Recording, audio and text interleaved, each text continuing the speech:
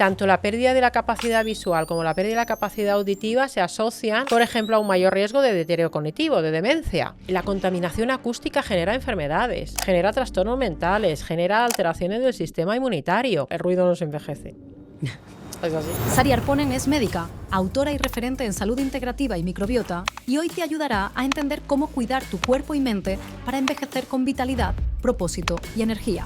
¿Qué relación tiene el envejecimiento con la microbiota? La disbiosis es uno de los mecanismos que están detrás del envejecimiento. Se puede generar esa permeabilidad intestinal excesiva, se abren las células y pasa toda la porquería que hay en el intestino, que hay mucha, pues con lo que comemos, los microplásticos, tóxicos, etcétera. Cuando envejecemos, hay algo también en nuestro organismo que tenemos que cuidar, que son las hormonas. Ojo con la testosterona en las mujeres, que de esto se habla poco, tanto es así que se ha propuesto incluso que las terapias con hormonas bioidénticas pudieran ser como una especie de fuente de la eterna juventud. Y en medicina antienvejecimiento se propugna el uso de dosis muy altas de... Al principio del ciclo puedes hacer ayunos largos, que si quieres meter uno de 24 horas o incluso de 36, 72 horas de manera puntual, y luego en la segunda fase del ciclo, mejor no hacer la dieta demasiado baja en hidratos, porque para la progesterona necesitamos... No se trata de alargar la vida, sino convertirnos en seres funcionales y antifrágiles. Eso es. ¿Cuál es el plan para conseguirlo? Pues el plan es... ¿Tiene sentido? Tiene sentido. ¿Tiene sentido? Tiene sentido. Tiene sentido. Tiene sentido. ¿Tiene sentido? Tiene sentido.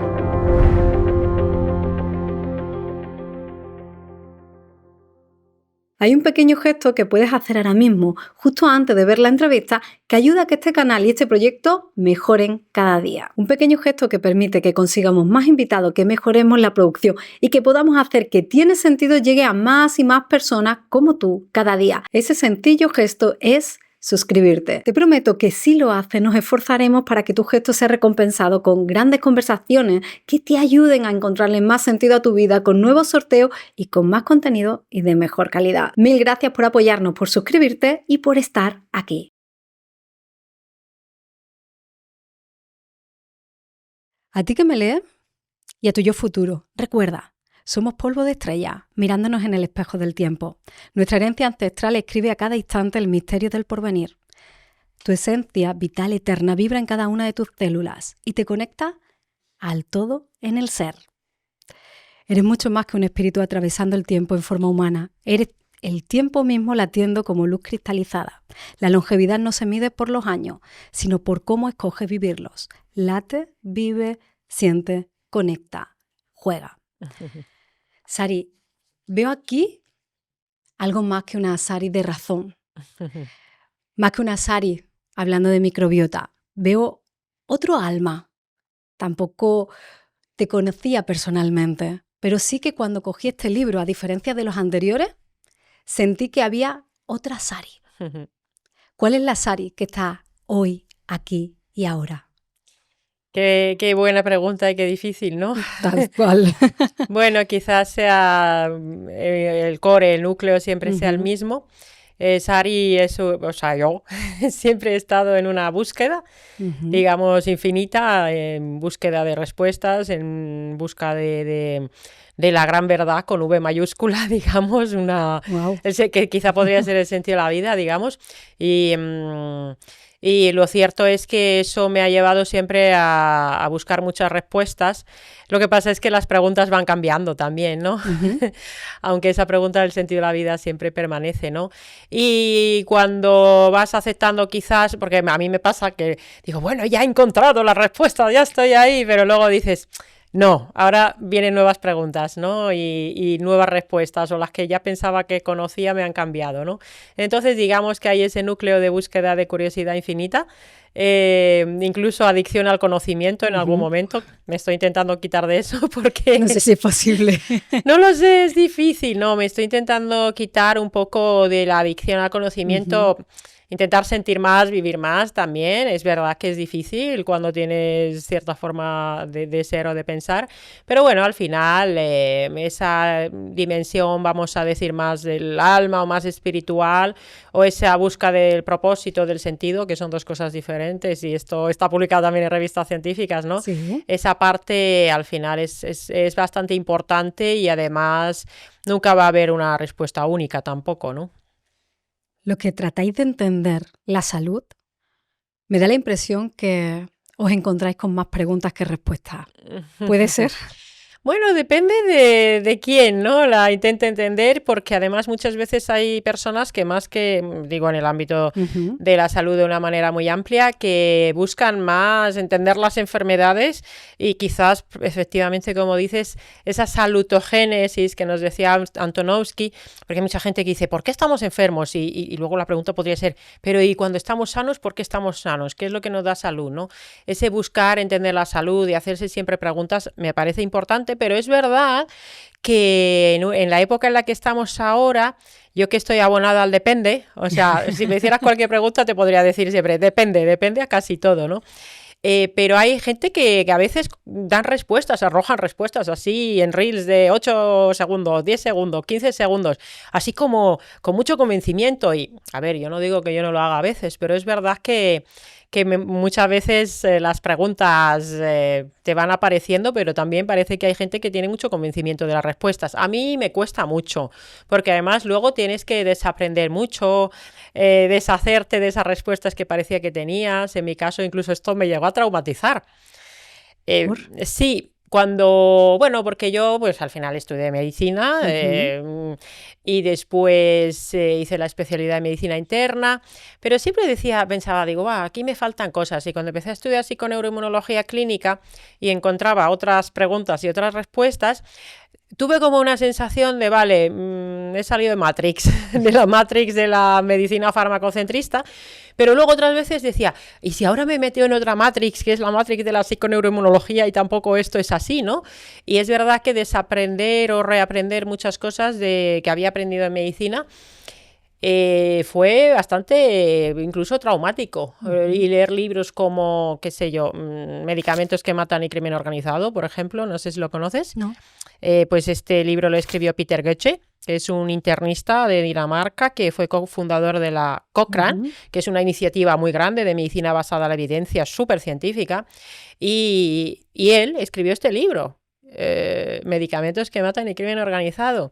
Y cuando lees libros como ese y empiezas a estudiar la medicina y la salud desde un punto de vista integrativo y sobre todo intentas ver que hay que cambiar ese paradigma de la medicina farmacocentrista, pues oye, te saca mucho de tu zona de confort como médico, ¿no? Como médica y a veces puede ser Vamos, yo he llorado viendo cosas que estaba desaprendiendo, ¿no? Te oí decir una vez que medicina solo hay una, la que funciona. Claro. ¿Cuál es esa, Sari? Ay, qué buena pregunta. Bueno, sí, esto lo decía una amiga, se lo he oído a mucha gente. Mi amiga la doctora Susan Judas lo decía también en su momento cuando fundamos Slow, pero bueno, lo dice otra gente, ¿no? La que funciona, bueno, cada vez lo digo menos claro, ¿no? Al final la medicina es aquello que sana, ¿no? Que nos hace estar mejor con nosotros mismos y en el mundo. Aquello que se decía, que se ha dicho siempre, ¿no? Que no se trata de curar si puedes y si no, pues al menos aliviar, ¿verdad? O mejorar, aliviar. Y esa medicina que nos ayuda a sentirnos mejor y ayuda a aliviar el sufrimiento de las personas, sea o no sea con la curación, porque lo de curar enfermedades en particular es complicado, ¿no? Entonces funciona. ¿Qué pasa? Que muchas veces se piensa que medicina de verdad es la que se basa en los fármacos con ensayos clínicos aleatorizados doble ciego, pero el ser humano es un sistema complejo. Muy complejo. Y esos ensayos aleatorizados doble ciego que comparo fármaco A con fármaco B, pues no tienen en cuenta los aspectos psicosociales, aspectos emocionales o aspectos incluso espirituales o incluso cuestiones como la nutrición, ¿no? O el ejercicio físico que hace una persona, ¿no? Los hábitos, ¿no? Entonces, bueno, la medicina que funciona, claro, aquí desde un punto de vista científico, pues nos hablarían de ensayos clínicos, pero desde una mirada más amplia y también de la medicina como un arte, Y una medicina humanista, digamos, es aquella que de verdad sana y que alivia el sufrimiento humano, ¿no? En el libro hablas de salud y humanos raros. Sí. ¿Cómo somos? ¿Cómo definirías al humano en términos de salud en el siglo XXI? Pues vamos a poner un ejemplo. Ujú. Porque estos días estoy cogiendo bastantes trenes, que bueno, pues está fantástico, me encanta viajar en tren. Y cuando llegas a las estaciones, muchas veces hay escaleras y rampas, o sea, escaleras de verdad y escaleras mecánicas o rampas mecánicas, ¿no? Y yo cojo la escalera, la de verdad. O sea, la de subir La a de patita. escalones. Sí. Y no lo digo para decir, oh, es que soy súper chachi porque cojo la escalera de verdad, ¿no? No. Pero al final casi nadie lo hace. La mayoría de la gente coge la escalera mecánica y va con la masa. Que lo entiendo, es más cómodo. Y el cuerpo humano, el ser humano, el cerebro humano busca la comodidad y el mínimo gasto de energía. Pero nos hemos hecho una sociedad, nos hemos hecho un sistema que nos permite vivir muy cómodos, excesivamente cómodos. Ujú. Y esa comodidad excesiva es verdad que nos viene muy bien, es fantástico tener un grifo y tener agua potable, y si vives en un sitio que no lo tienes, ruina. Es fantástico tener comida a nuestra disposición y no tener que estar buscándola a todas horas. Nos libera mucho tiempo para hacer otras cosas, como el podcast, por ejemplo, ¿no? Pero esa comodidad excesiva, y esto, pues, nuestro amigo Antonio Valenzuela, por ejemplo, lo cuenta muy bien en Hijos de la Adversidad, Sí. esa comodidad excesiva nos acaba enfermando, ¿no? Entonces, ¿qué pasa? Que en el siglo XXI, para tener salud, pues a lo mejor hay que hacer cosas que no son Tan cómodas. tan cómodas o que implican hacer cosas un poco raritas, pues no sé, andar descalzo, hacer ayunos X, meterte en agua fría, meterte en una sauna, abrazar árboles, ¿por qué no? O sea, una serie de cosas que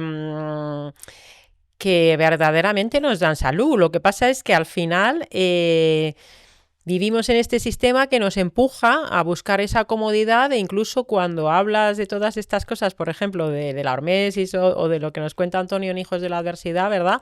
Pues parece que ya eres raro. Y entonces, en un camp de PNM, de programación neuromotriz, había mucha gente que... Con Pedro Vivar. Sí, con Pedro Vivar, que decía esto, ¿no? Decían, pues es que yo soy un bicho raro porque uso Barefoot, ¿no? Que, bueno, pues una serie de cosas que parece que van todas en un pack, ¿no? Y si no haces el pack ya no eres perfecto, y si haces solo una cosa pero no haces todo, tampoco, ¿no? Entonces la gente decía, me siento como un bicho raro. Y Sara Moro, ex gimnasta olímpica o gimnasta olímpica, decía, pero vamos a ver si los normales y los que hacemos las cosas de humanos somos los que hacemos estas cosas que estamos contando, ¿no? Entonces, bueno, es difícil en la sociedad actual a veces saber qué es lo sano, qué es lo que nos enferma, porque también hay mucha polarización en todas estas cuestiones, ¿no? Y luego te vienen los haters. El otro día que me hicieron una entrevista y salía en un periódico de tirada nacional y sale el titular, ¿no? Salgo diciendo algo como hay que hacer ayunos, comer menos y menos veces y menos cantidad. Y claro, ya la gente salía diciendo, es que esta mujer quiere que nos muramos de hambre. Bueno, pues al final esos mensajes que quizá no gustan porque nos sacan del confort, ¿no? ¿Crees que tiene sentido hablar de fragilidad humana? Bueno, la fragilidad es un concepto que podemos entender de muchas maneras, pero incluso en medicina se habla de la fragilidad como si hablamos ya del concepto geriátrico, de la geriatría incluso como especialidad médica, o de los síndromes geriátricos, que son cosas de trastorno de la salud, alteraciones que tienen personas ya a partir de, bueno, podríamos decir de los 75 años. La fragilidad es un término médico, es un concepto médico. Eso por un lado, tener esa fragilidad que parece que te hacen así, o en medicina en los hospitales decíamos de los pacientes, este está cogido con pinzas. ¿Qué quiere decir? Que suena como muy heavy, ¿no? Creo que esto no lo he contado nunca, pero está cogido con pinzas. Quiere decir que cualquier cosa que le pase a esa persona se lo va a llevar por delante. Y es una fragilidad que no es que aparezca de la noche a la mañana, ¿no? Entonces ahí sería una fragilidad muy física, pero también tenemos en general fragilidad también desde el punto de vista muchas veces mental, incluso emocional, sí. Y muchas veces se patologizan cosas o se quieren tratar desde la farmacología o desde la medicina, cosas que nos pasan que forman parte de nuestra vida normal. Incluso, pues no sé, por ejemplo, en una clasificación de enfermedades mentales se dice, oye, pues el duelo patológico es cuando, a lo mejor no es así exactamente, pero para que te hagas una idea, un ejemplo. El duelo es cuando ya estás mal a partir de los 6 meses. Oye, si te muere una persona querida y si está más de 6 meses de duelo, es que ya es patológico. Entonces nos pasan muchas cosas malas de la vida y muchas veces eso se patologiza y te quieren dar pastillas cuando obviamente las pastillas no son la solución, ¿no? Entonces quizás tenemos, ya sabes esto que dicen, de tiempos difíciles hacen gente fuerte, gente resiliente, gente antifrágil, y tiempos fáciles pues provocan esa quizás fragilidad, esa vulnerabilidad, comodidad, ¿no? En la que nos estamos acostumbrando a que todo sea más fácil con nuestro cuerpo. Nos está fragilizando también corporalmente, y todo eso entiendo que repercute que si estamos frágiles por dentro también estamos frágiles. Sí, bueno, al final esa fragilidad, definirla en términos de salud, nos vamos ya a una situación muy extrema, como esas personas ya ancianas que tienen una mala salud, pero realmente también la vida humana desde una perspectiva más, no sé, existencial también es frágil, ¿no? Cuando ves que a veces tu vida o el seguir vivo o no depende de cosas que realmente no dependen de ti, porque puedes estar, pues no sé, en un avión y si de repente hay un accidente o vas en un coche y hay cosas que no dependen de ti, pues realmente la vida humana puede ser relativamente frágil. Pensemos en una situación como la alergia, la anafilaxia, ¿no? Que es una situación de una alergia muy grave que puede llegar a ser mortal. Pensemos en personas que, por ejemplo, tienen alergia a las abejas y que si le pica una abeja y no tiene adrenalina, que se puede llegar a morir por una picadura. Pensemos en la fragilidad realmente que puede llegar a tener esa persona porque sabe que si se va de excursión al campo y que le pica una abeja y no tiene la adrenalina, o incluso aunque la tenga, su vida puede correr peligro. Es una cierta fragilidad. Claro, no podemos ir todo el día pensando en esto, ¿no? Porque, total, no vivimos. No vives y lo que no está de tu mano, pues tampoco merece la pena preocuparse tanto. Pero como hay cosas que no están de nuestra mano, pues aquello que sí que podemos, en lo que podemos influir, que menos que procurar hacernos antifrágiles ante esta sociedad que venía escuchando precisamente una entrevista que le hacías a María Zamora sobre cuestiones de organización y decía, ella como farmacéutica decía, es que nos quieren enfermos, pobres y no sé qué más decía, y enfermos y pobres. Y es verdad, o sea, yo no creo que haya nadie por allí, una mente malvada que diga, voy a hacer que todo el mundo esté enfermo y pobre y desgraciado, pero sí que es verdad que vivimos en una sociedad donde supuestamente se busca la salud, pero luego al final la sociedad nos empuja a conductas que no son de salutogénesis, son conductas que generan enfermedad, ¿no? Es así. Sí, eso explicaría por qué los supermercados crecen y los pasillos que crecen son los que no dan salud. Y entonces tú dices, ¿pero por qué? Si ya sabemos que todos los ultraprocesados es lo primero que tenemos que sacar de casa y de la vida, ¿por qué nos encontramos con justo está pasando lo contrario a la salud? Vamos fuera, los supermercados cada vez son más grandes, pero cada vez hay menos cosas saludables. Entonces, no creo que haya una sola mente que esté dictando vamos a por esta sociedad, los queremos malos, enfermos, pobres, pero sí que hay conductas generalizadas que no estamos entendiendo o que nos están poniendo delante de nuestros ojos súper atractivas y que nos están haciendo mucho daño. Sí, el tema de los ultraprocesados en particular es algo que además a mí hay algunas personas que a veces me han dicho, eres súper radical, porque decir que no hay que tomar ultraprocesados y que no hay que tomar nada, esto puede generar TCAs. Y yo digo, vamos a ver, es que los ultraprocesados no nos aportan nada positivo a nuestra salud. Y ya hay mucha presión por tomarlos y hay muchos discursos para minimizar sus riesgos. Entonces digo, yo no voy a entrar en ese juego. O sea, yo digo lo que es desde el punto de vista de la salud, y es que los ultraprocesados no nos aportan nada positivo. Es como el tema del alcohol. Yo no voy a hacer un discurso defendiendo el alcohol y diciendo, no pasa nada si te tomas una copa de vino. Pues, sí que pasa, a ver, que vale, que luego no hay que caer en la obsesión, es verdad, pero considero que bueno, que por lo menos en lo que a mí respecta, no sería responsable hacer un discurso de, igual que se hace el greenwashing, ¿no? El lavado de cara supuestamente ecológico de ciertas cosas que no lo son tanto, pues a veces se quiere hacer como un lavado saludable de cosas que no lo son. Entonces, que puede ser extremo, que puede ser radical, yo ya te digo que siempre estoy en el depende. Pero bueno, pues en esto prefiero posicionarme de una manera radical porque creo que ya hay muchos discursos que... Entonces, por equilibrar un poco la balanza, ¿no? Y Sari, ¿se puede elegir entre esta parece ser fragilidad en la que el propio estilo de vida nos ha conducido? ¿Se puede poder tomar la decisión de envejecer o rejuvenecer? ¿Está en nuestra mano? Sí, bueno, ahí podríamos ver qué entendemos por envejecimiento y qué entendemos por rejuvenecimiento, que en el libro, pues bueno, pues hablo sobre esto porque realmente el envejecimiento en términos biológicos, de mecanismos de acción, está bastante bien definido. En términos de qué sentido tiene, quizás no está tanto.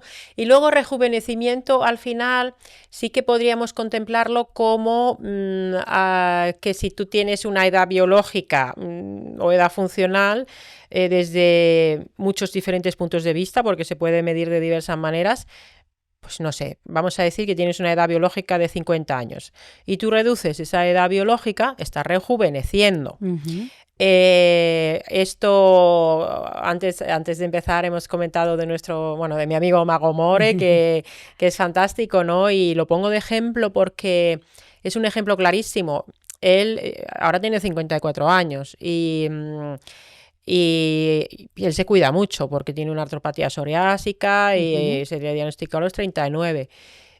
Y ahora con 54 se encuentra mejor que con 39 años. Y no hace falta una analítica para saber que él ha rejuvenecido. ¿Cómo? Pues con la alimentación, con el ejercicio físico, sobre todo con el ejercicio de fuerza, que lo empezó a hacer porque compartimos entrenador, Víctor Tellez, ¿verdad? Y ese ejercicio de fuerza le ha rejuvenecido aún más de lo que estaba antes. Entonces, rejuvenecer depende mucho de tu punto de partida. Si siempre te has cuidado muchísimo, pues oye, a lo mejor ya estás cumpliendo años de una manera que estás envejeciendo a un ritmo más lento y no vas a rejuvenecer mucho, pero la inmensa mayoría de la gente tiene bastante margen de mejora ahí en ese sentido, ¿no? ¿Cuánto de ambicioso podríamos ser en ese margen de mejora? Bueno,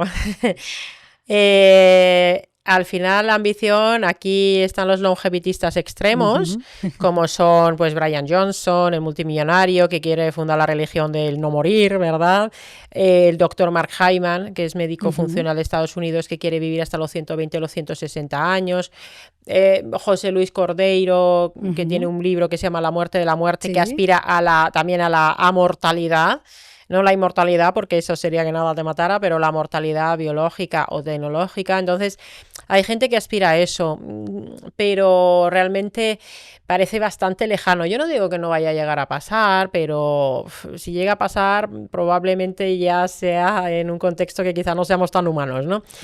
Entonces, de una manera más razonable, sí que tiene sentido llegar hasta los 80 y muchos, los 90, los 100 años con un buen estado de salud.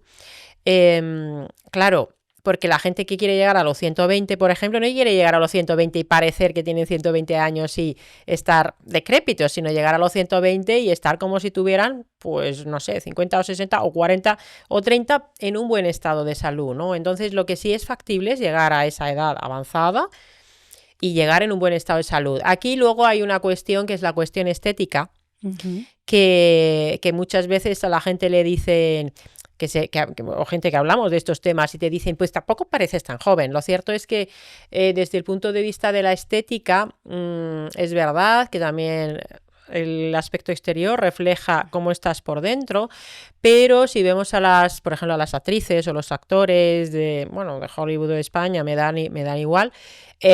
Lo cierto es que sin tratamientos estéticos mantener ese aspecto más juvenil desde fuera no es tan factible, pero a ver cómo están muchas veces por dentro, qué estilo de vida tienen, qué comen, ¿no? Entonces, ¿qué es factible? Bueno, a día de hoy hay quien considera que se puede extender la esperanza de vida media hasta, por ejemplo, 7 años. Pero más allá de eso puede ser que nos encontremos con muchas limitaciones y probablemente extenderla mucho más allá de eso va a depender de la capacidad económica de cada uno. Cuando te preguntan la edad, Sari, ¿tú qué respondes? Bueno, me la preguntan mucho, ¿No? la verdad. Y antes, pues tengo un amigo, Pedro Vivar, que él no dice nunca la edad. Y yo pensaba, pero ¿y por qué? Y cuando me estaba documentando para el libro, el doctor Mario Martínez, que habla de la psicobioneuroinmunología, creo que la llama, él dice que, y también la Organización Mundial de la Salud, hablan del edadismo. Sí. Que en el momento en el que también tú dices la edad, pues hay otras personas que te ponen etiquetas asociadas a esa edad. Tú mismo asumes que con X edad ya no vas a hacer no sé qué cosas. Entonces, bueno, tengo ahí un poco una dicotomía. Por un lado, nos debería dar igual la edad cronológica que tengamos, pero por otro lado es verdad que se nos etiqueta por todo, ¿no? Pues si eres mujer, si tienes este aspecto u otro, si tienes no sé qué edad. Entonces, bueno, realmente la edad cronológica pues es un dato más, pero dice poco sobre realmente cómo estamos, ¿no? A mí personalmente, claro, dices, ¿y para qué necesitas saber la edad que tengo alguien? ¿Qué más da, no? Creo que realmente la edad cronológica no importa tanto. Pero bueno, es un tema en el que ya digo, Mario Martínez considera que es mejor no decir la edad porque no le aporta nada al otro tampoco, ¿no? ¿Tú qué piensas? Yo creo que cuando alguien te dice la edad, sí se crean conexiones. Si yo hablo con alguien y ha nacido en el mismo año, directamente ya puedes situar qué vio esa persona en su infancia, cuántos bollicaos se comió de merendar. Empiezas a situarla en un contexto social y cultural donde se pueden crear conexiones. Porque tú dices, somos de la misma quinta, eres de los 80. Entonces sí que hay como un lenguaje que no es ni siquiera verbal, sino más de hemos conectado justo por la década o por el contexto, igual que cuando dices a alguien, eres andaluz, como yo, se crean unas conexiones rápidas. Después te puede caer mejor o peor. Pero ya hay un contexto donde te mueves en el mismo lugar que esa persona. Pero más allá de eso, no creo que tenga un impacto de cuántos años tienes, sea algo determinante para una relación. No, la verdad es que ahora, por ejemplo, se está hablando mucho de un temazo porque la menopausia y la perimenopausia ahora es un gran tema, ¿no? Porque es tendencia, en YouTube es tendencia. Es que hay un empoderamiento femenino que bienvenido sea, ¿no? Y por lo visto también hay una tendencia que es que mujeres ya en sus 40, 50 están... o sea, hay hombres de 30 y tantos que quieren tener parejas mujeres mayores, o sea, de 40 o de 50, dicen en las redes que también es una tendencia y es curioso, ¿no? Porque siempre se ha normalizado mucho, por ejemplo, o se ha visto como, bueno, pues genial que haya hombres mayores que sus parejas femeninas, oye, un tío de 50 con una chica de 30, pues estupendo, pero cuando es al revés, que está pasando ahora cada vez más, incluso... aunque sean 10 años de diferencia, pues si el hombre es mayor que la mujer, parece que bien, pero si es al revés, como que, oye, ya nos está chirriando, ¿no? Y realmente, pues oye, si estás en tu mejor momento, si te sientes joven o estás bien, ¿qué más da la edad que tengas? Sobre todo porque quizás la relación de pareja monógama estable siempre con la misma pareja toda la vida, pues es un fenómeno cada vez más extraño en nuestra sociedad y con tanto cambio de pareja, pues también puede ser natural que a lo mejor haya parejas de distintas edades, ¿no? Entonces, ¿hace falta decir la edad? Pues bueno, es que además a lo mejor un día te levantas fatal y tienes cara de hoy parece que tengo 20 años más de los que tengo y otro día pareces mucho más joven, ¿no? Entonces, al final, como todo es ahora muy fluido, pues es un concepto fluido, ¿no? Depende del día. Sí, depende. ¿Y has pensado alguna vez que en condiciones óptimas, hasta qué edad te ves viviendo? Pues no lo he pensado, o sea, no lo sé, porque, por ejemplo, mi abuela materna llegó hasta los 95 y porque se resbaló en una placa de hielo y se rompió la cadera. Y a esa edad la fractura de cadera tiene una mortalidad muy elevada, ¿no? Al año de la fractura. Mi abuelo materno también fue muy longevo, ¿no? Y bueno, no lo he pensado mucho, la verdad. Yo lo que sí tengo claro es que quiero llegar bien hasta donde sea. Y también tengo muy claro que independientemente de, imaginemos que, no sé, que llego vamos a decir, a 95 como mi abuela.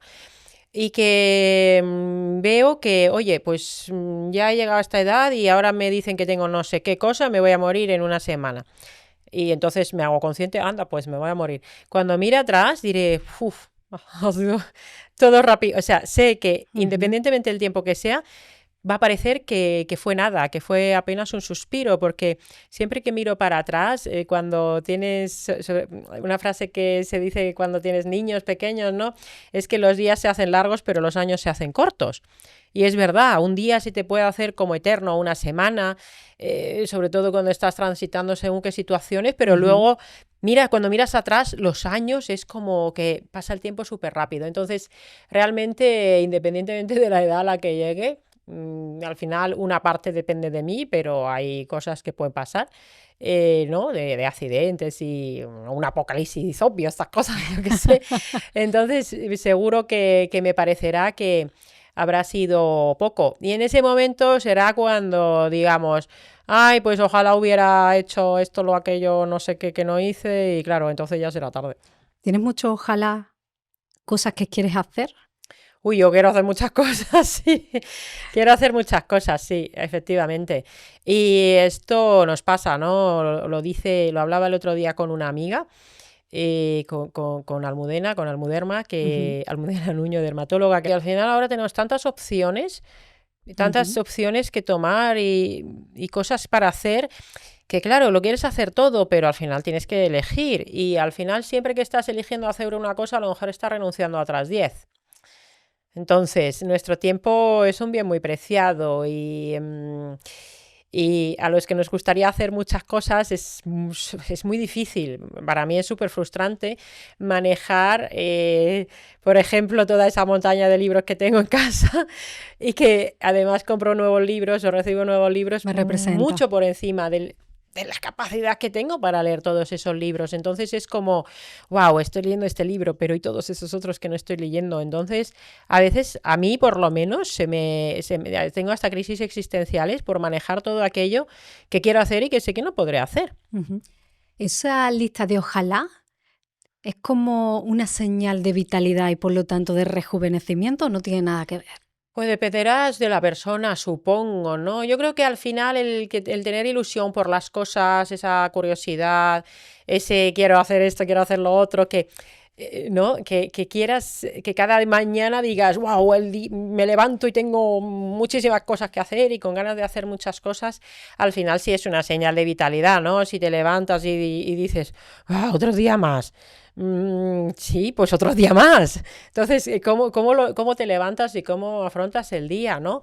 Entonces, al final todos tenemos los mismos segundos cada día y depende de qué hacemos con nuestro tiempo, al final, el cuántos ojalás. Yo seguro que tendré muchos, al final todos, ¿no? Porque son tantas, pues por ejemplo lo de viajar, ¿no? Pues quieres ir a un montón de sitios. Estuve en Colombia ahora recientemente y nunca había estado en Sudamérica, ¿no? Y fue como, wow, o sea, todo un continente por descubrir, pero sé que es muy probable que no vaya a poder descubrir todo eso, ¿no? Porque porque es al final inviable hacer que según que viajes, ¿no? Bueno, siempre hay una renuncia a cosas, entonces hay que elegir muy bien qué haces y luego muchas veces nos equivocamos. Ujú. Pero hay una cosa que sí que tengo muy clara y saber lo adecuado para cada momento realmente, a mí por lo menos, me lo dice el gut feeling, la intuición. Ujú. O sea, siempre que tomo decisiones desde la razón, de decir sí o no a algo, fallo, o sea, luego me arrepiento que si lo hago desde el gut feeling. Sí, sí. O sea, hay espacio, ¿no? Para esa Sari que se veía en esas líneas más intuitivas, no solo de los papers, sino realmente una Sari que se abre a sentir y apreciar, más Sí. sensitiva. Sí, bueno, al final no es fácil equilibrar estas cuestiones porque vivimos en un mundo muy de la razón, ¿no? Muy de la ciencia, Ujú. muy del hecho, bueno, que los hechos luego, a ver, cada uno de los cuenta de una manera, la estadística también es una ciencia que se puede manipular mucho, ¿no? Pero lo cierto es que quizás estamos ahora en una época en la que cada vez se podría decir que hay una mayor apertura al sentir, una mayor apertura incluso a la espiritualidad, una mayor apertura a lo femenino, incluso Ujú. a la creatividad, a todas esas partes que quizás no son tan de la razón, la ciencia, del objetivo, que yo no digo que no tenga que existir porque el mundo podría ser muy caótico, ¿no? Y obviamente, claro, tiene que haber relojes, tiene que haber horarios para que nos podamos organizar en un mundo donde somos tantos, ¿no? Pero es conveniente intentar buscar ese equilibrio, ¿no? Es como cuando recuerdo en Twitter, una vez había un señor, un científico, que decía que no se podía afirmar que la lactancia materna fuera mejor que la leche artificial para los bebés porque no había ningún ensayo aleatorizado doble ciego sobre esto. Y yo decía, pero vamos a ver, ¿hasta qué punto llevamos la búsqueda de la evidencia científica para que lo que es fisiológico también tengamos que demostrar, ¿no? Es como muy absurdo, aparte de que hay mucha evidencia científica a favor de la lactancia materna. Eso no quiere decir que a nadie haya que obligarla a darle lactancia materna a su bebé, cada una tiene sus circunstancias, ¿no? Pero al final hay cosas que cuando se dice a veces esto, ¿no? No, es que no hay evidencia para no sé qué cosa. Bueno, es que la vida no es vivir con Solo. evidencia científica solo. Obviamente, para Ujú. aprobar un fármaco hace falta evidencia científica. Para hacer las guías de práctica clínica hace falta evidencia científica. Para estudiar la microbiota lo hacemos con ciencia. Entonces, deberíamos poder unir ciencia y Ujú. conciencia. Pero esa búsqueda de equilibrio, tanto a nivel personal, muchas veces es difícil, y luego a nivel de sociedad, pues a veces también parece que sea difícil, ¿no? Y llegar ahora a hablar de envejecimiento, rejuvenecimiento, cuando te hemos conocido tanto y te seguimos conociendo por la microbiota, Ujú. ¿fue algo intuitivo? ¿O hay hechos que te llevaron a que ahora este sea el tema con el que estás divulgando? Bueno, es un tema que al final sí que nos llega a todos en algún momento, ¿no? Igual que la microbiota, todos tenemos microbiota, igual que el sistema inmunitario, todos tenemos sistema inmunitario, pero lo cierto es que a todo el mundo en algún momento le empieza a preocupar, oye, ¿cómo estoy cumpliendo mis años y cómo voy a llegar pues a mis 60, 70, 80, 90, 100 años, ¿no? Y obviamente a mí también, a nivel personal, me preocupa. Creo que es algo que le empieza a preocupar a la gente a partir de los 35, 40, fundamentalmente. Esa crisis vital, ¿no?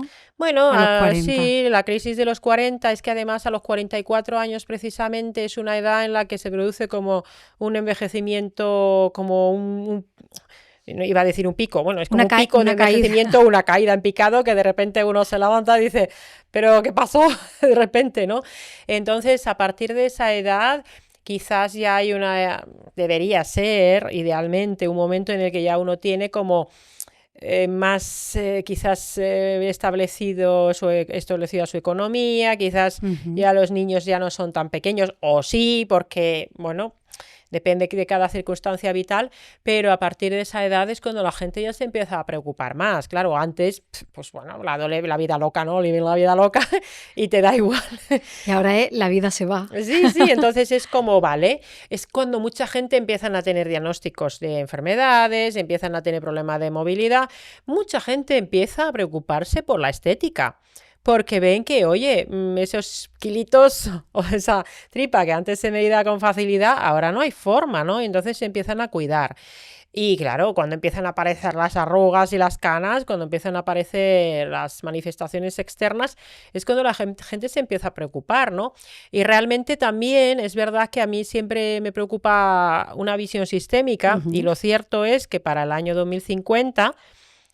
va a haber, bueno, la pirámide de población, ya sabemos que cada vez hay menos jóvenes y cada vez hay más gente, pues a partir de los 65, 75, 80 años. Y oye, se nos proponen perspectivas un poco inquietantes, como por ejemplo, cuando seas muy mayor, si no puedes comer tú solo, tendrás un robot en tu casa y te dará de comer. Y entonces sacaban un robot que salía así diciendo, ¿cómo te sientes? Entonces, claro, imagínate que tengas 80 años, que vivas tú solo o con tu pareja de 80 años, que estés allí y que no tengas capacidad funcional y que te tenga que atender un robot. Entonces, bueno, pues nos tendremos que cuidar todos para tampoco ser una carga para el sistema el día de... Que no lo digo por el sistema, lo digo porque es que al final es una cuestión incluso sistémica, que todos tenemos una responsabilidad para con nosotros mismos y no solo preguntar, oye, ¿qué puedo hacer el sistema por mí? Sino, ¿qué puedo hacer yo?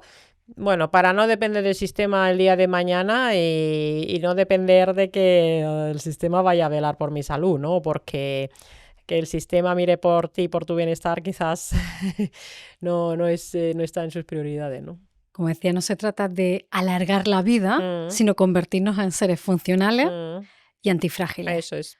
¿Cuál es el plan para conseguirlo? Pues el plan es que es lo de siempre, muy fácil, o sea, fácil entre comillas. La medida 1 es ejercicio, movimiento, actividad física. O sea, es que es lo que hay. Y hablabas antes ejercicio de fuerza. Una dieta muy variada de movimiento. Y aquí es cuando yo no me enfado mucho en general, pero es verdad que cada vez que veo un titular que dice no hace falta dar 10.000 pasos al día y dicen con 4.000 te llega y digo... ¿Por qué hacen eso? Porque es que esos titulares hacen, porque dicen, no, es que si dices que 4.000 no valen, entonces la gente se siente culpable y no hace nada. La sociedad está montada de una manera que hace que nos movamos muy poco.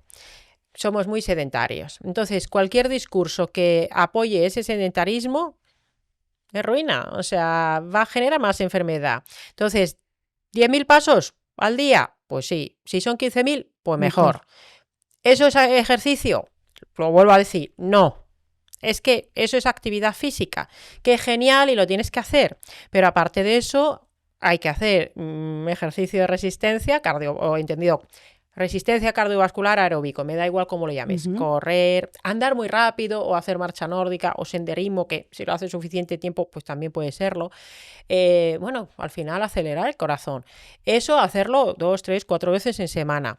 Eso va a mejorar VO2 max, que es el consumo máximo de oxígeno, el volumen de oxígeno que mueves, y es un marcador que te va a ayudar a cumplir años con más salud. Y luego, por supuesto, el ejercicio que entendemos como de fuerza.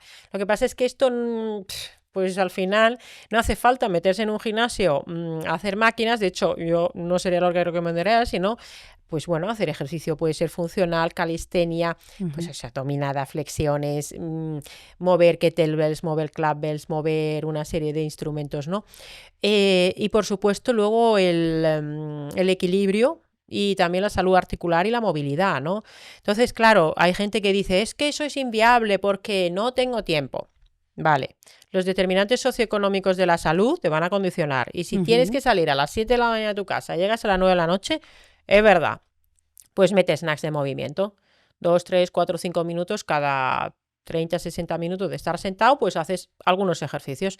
Intenta caminar en el día a día lo que puedas. Si tienes que hacer una llamada de teléfono, pues intenta hacerlo caminando. La mayoría de veces son móviles, ¿no? Con los que hablamos.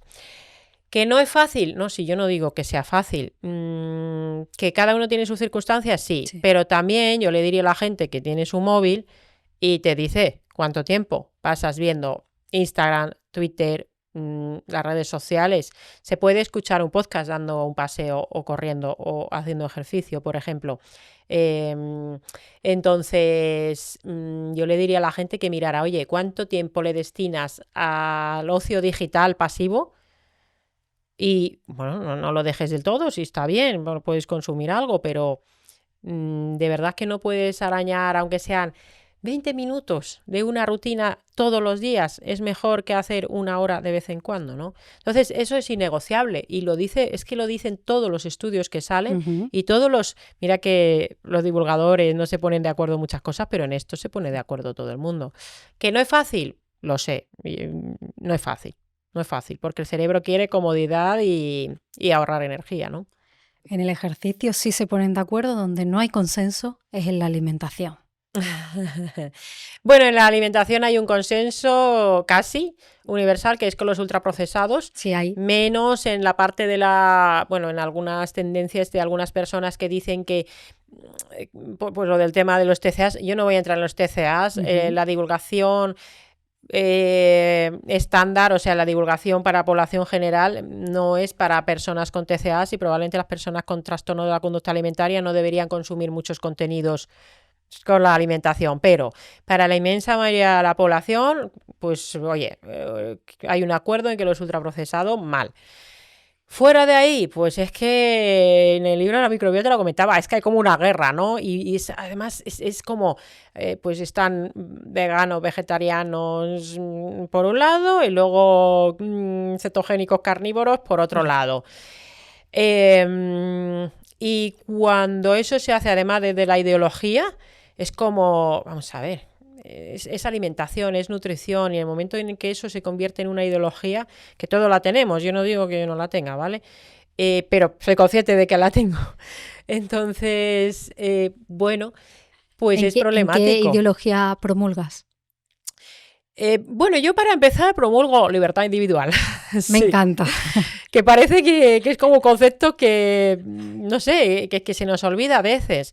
La libertad individual, que es verdad que aquí el tema medioambiental y de sostenibilidad también lo podríamos incluir, pero es que incluso allí hay todo tipo de discursos y hay discursos desde el veganismo y hay discursos desde la ganadería regenerativa, por ejemplo, ¿no? Entonces, desde la libertad individual en un espectro de alimentación, que cada uno coma aquello que le vaya mejor a su salud, sus preferencias personales, su contexto familiar, las tradiciones, ¿por qué no? Pero bueno, en España la dieta pesco-mediterránea pues sigue siendo la que la ciencia nos dice que es la más óptima. Y la pirámide de la dieta pesco-mediterránea tiene las hortalizas, la fruta, el aceite de oliva en la base. Yo siempre le añado las setas porque las setas me encantan, son fantásticas. Y luego que la proteína y la grasa de origen animal venga sobre todo pues de los pescados, de los mariscos, de los huevos también, del cero, de gallinas felices y de, bueno, pues de, ¿por qué no?, de algo de mamífero de ganadería regenerativa. Yo el tema de comer animales, yo reconozco que es algo que si te pones a pensarlo mucho, es complicado, ¿no? Porque son, bueno, pues piensas en un cerdito y la gente que ya ha tenido animales, la gente que cría un conejo en su casa, pues no se lo comería. No pero en España se come conejo. Parece que comer peces como que parece que se hace un poco más fácil y quizás aquí hay una cuestión, es que ancestralmente, cuando se hacía, por ejemplo, caza y se cobraba una pieza, se hacía pues una especie de conexión o un agradecimiento a ese animal. Al final somos animales omnívoros, ¿no? Entonces, al final, desde la libertad individual, a mí no me gusta demasiado que se llame, por ejemplo, asesinos a personas que comen carne o comen animales, ¿no? Pero entiendo absolutamente también el argumento vegano. Igual que también entiendo el argumento carnívoro y cetogénico, yo lo entiendo todo, pero no entiendo el que se le quiera imponer a otras personas. Entonces, la pesco mediterránea con o sin animales, y si no se comen animales, suplementando con DHA y EPA, que puede ser de algas, y con algunas otras grasas que no están presentes en la dieta vegetariana, como son los plasmalógenos o como puede ser, por ejemplo, el ácido pentadecanoico, que lo hablo en el libro, ¿no? Que está en la mantequilla, en el queso, ¿no? Pues bueno, podemos conseguir una alimentación saludable. Luego está el tema de los hidratos de carbono, las grasas, los macronutrientes, que también hay como... También hay una guerra, todo es una guerra. Madre mía, En alimentación todo. claro, entre el que dice que la fruta te enferma y te va a matar, y los otros que dicen que la carne y los huevos te van a matar, no. O sea, realmente, si te mueves suficiente y comes comida real, podemos vivir con salud. Y luego ya, el aspecto de sostenibilidad, ideología, no hay un consenso suficiente aquí te van a decir, pues es que unos presentan datos y los otros también. Sí, porque puedes hacer cherry picking y vas a poder demostrar prácticamente lo que quieras desde esa perspectiva, ¿no? Pero vamos, como resumen, dieta pesco-mediterránea. ¿Y por qué la seta? Las setas son ¿Qué fantásticas. Las setas son alimentos que tienen un perfil muy equilibrado de macros, o sea, tienen proteína, tienen hidrato, pero no mucho. Son bastante saciantes porque tienen también un tipo de fibras que a la microbiota le van genial, pero además tienen lo que llamamos componentes bioactivos que van a modular el funcionamiento de nuestras células. Para la salud cerebral van genial. La melena de león, por ejemplo, es súper conocida. Es verdad que no se suele comer porque, bueno, es bastante cara y se suele producir más para suplemento, ¿no? Pero realmente las setas son un súper alimento. Además crecen de una forma muy rápida. Ya se están haciendo proteínas no animales, porque las setas no son vegetales tampoco. Se están haciendo proteínas de origen en setas, como el Quorn, por ejemplo. Y además están muy ricas también, ¿no? Y en España, pues las puedes comprar deshidratadas según donde vivas, porque es que además te aguanta muchísimo tiempo y mantienen sus propiedades, ¿no? Hay un pequeño porcentaje de personas que no toleran las setas, porque no por los FODMAP, en que hablaste con Asun sobre el SIBO, sino por un tipo de azúcar que se llama trealosa. Y hay como un 1 o 2% de la población que no tiene la sustancia para descomponer esto. Y a esa gente le sientan muy mal las setas. Pues no pueden comerlas, pero para el resto son fantásticas, sí. A mí bueno, además están muy ricas. Ha salido el tema de la microbiota y aunque hoy el eje es el antienvejecimiento, el rejuvenecimiento, pero sí que me gustaría preguntarte, Sari, con toda la experiencia que tienes con la microbiota, ¿qué relación tiene el envejecimiento con la microbiota? Bueno, la microbiota al final somos nosotros, o sea, forma parte de nosotros. Somos ese superorganismo con esas bacterias, virus, hongo, protozoos, arqueas en el cuerpo y cumplen muchas funciones que nuestro propio cuerpo no lleva a cabo y esa microbiota lleva a cabo esas funciones, ¿no? Entonces, claro, tiene sentido también que si envejecemos, que nuestra microbiota pueda envejecer y que los mecanismos de acción que se relacionan con el envejecimiento puedan tener su causa raíz en alteraciones de la microbiota oral de inicio e intestinal. Y digo la oral porque yo siempre me gusta mencionarlo, la enfermedad periodontal, la gingivitis, es decir, esa inflamación de las encías con presencia de bichos muy malos en la boca, es una fuente de inflamación y una fuente de alteraciones de la microbiota del intestino. Entonces, si uno quiere envejecer muy bien, tiene que ir a un dentista que sepa diagnosticar bien la salud de las encías y ver si están esas bacterias malas, ¿no? Entonces, ¿qué pasa cuando hay una alteración, un desequilibrio en la microbiota de la boca y del intestino? Pues se puede generar esa permeabilidad intestinal excesiva, se abren las células y pasa toda la porquería que hay en el intestino, que hay mucha, pues con lo que comemos, los microplásticos tóxicos, etcétera. Se produce una inflamación crónica de bajo grado, se altera la señalización del sistema inmunitario al cerebro, pueden pasar bacterias no viables a la circulación y generar problemas en muchas partes del cuerpo, ¿no? Entonces, verdaderamente, y esto ya lo reconoce Carlos López Otín en su publicación de los rasgos distintivos del envejecimiento, Hallmarks of Aging, y también de los rasgos de la salud, cómo la disbiosis es uno de los mecanismos que están detrás del envejecimiento. Es decir, con SIBO no hay rejuvenecimiento. Madre mía, el SIBO. Todos tenemos, bueno, mucha gente tiene SIBO, ¿no? Pues el SIBO es un problemón, ¿no? Porque además es súper frecuente. Yo a veces digo, ¿pero qué ha pasado para que de repente tanta gente tenga SIBO, disbiosis y que además... Yo cuando empecé a interesarme por la alimentación, el estilo de vida y la suplementación hace mucho tiempo, bueno, en el 2008, podríamos decir, la gente mejoraba con hacer dieta paleo en ese momento, o dieta baja en hidratos, y algo de suplementación, un poquito de magnesio. Y con eso ya la gente mejoraba un montón. Pero progresivamente, conforme han ido pasando los años, la gente cada vez tiene cuadros más difíciles de solucionar y el SIBO en particular parece que persiste mucho, ¿no? Entonces, si hay SIBO, y es un desequilibrio de la microbiota, que implica muchas veces que hay desequilibrio también en la microbiota de la boca, en la del intestino grueso, y efectivamente rejuvenecer teniendo SIBO va a ser complicado, pero bueno, tiene solución. Lo que pasa es que... Bueno, pues hay que indagar mucho, que habría que escuchar todo lo que te contaba Asun, ¿no? Revisitar ese episodio. Hay que revisitar el episodio de Asun solo para el SIBO. Sí. Bueno, al final el SIBO... Ojo con el SIBO, que uno de los problemas principales que veo es que muchas veces no se busca la causa. Y si no buscas la causa del SIBO, no se va a terminar de solucionar, ¿no?